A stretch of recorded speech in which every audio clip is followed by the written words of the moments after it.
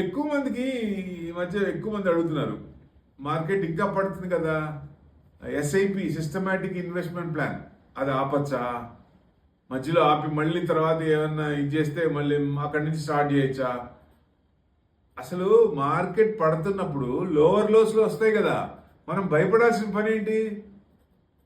ఈ ఎస్ఐపికి అసలు మార్కెట్ పడితే ఇంకా యూనిట్స్ ఎక్కువ వస్తాయి, అది గమనించండి దయచేసి.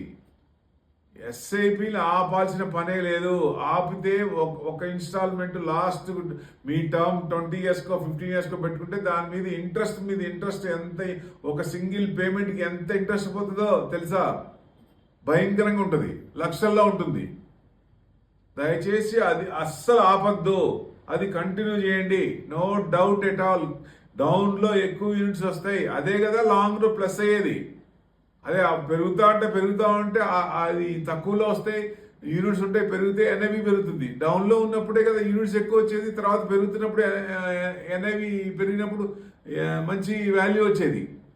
అస్సలు ఆపద్దు, ఎస్ఐపిలు అనేది ఆపద్దు. ఇంకా కొత్తది టాప్అప్స్ కానీ ఇలాంటివి కూడా చేయండి. టాప్అప్ అంటే మీకు ఈ సంవత్సరం 2,000 పెట్టుకున్నారు, నెక్స్ట్ ఇయర్ శాలరీ పెరుగుతుంది, దాని మీద 10% పెట్టుకోండి. లాస్ట్ ఇయర్ పెట్టిన దాని మీద 10% పెట్టుకోండి, ఆ తర్వాత ఇంకొక 10% పెట్టుకోండి, అది బెస్ట్. టాప్అప్ కూడా it makes a lot of difference. ఆ టర్మ్లో మీకు ఉన్న దానికంటే ఇప్పుడు మనం ఎక్స్పెక్ట్ చేసిన దానికంటే డబుల్ త్రిబుల్ వచ్చే అవకాశం కూడా ఉంటుంది. లాంగ్ టర్మ్లో మంచి రిటర్న్స్. ఎస్ఐపి మీ టార్గెట్స్ ప్రకారం ఏదుందో, ఏ గోల్ ఉందో ఆ గోల్కి ఒక్కొక్క గోల్కి ఒక ఎస్ఐపి పెట్టి వదిలేయచ్చు.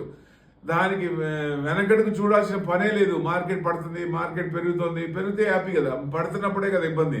అమ్మ పడిపోతుంది అని ఆ ఎస్ఐపిలో భయపడాల్సిన పని లేదు. లంసంలో చూడాలి, లంసంలో పెట్టినప్పుడు అది తగ్గుతున్నప్పుడు చూడాలి, కానీ ఎస్ఐపికి భయపడాల్సిన పని లేదు. హ్యాపీగా యూనిట్స్ ఎక్కువ వస్తాయి.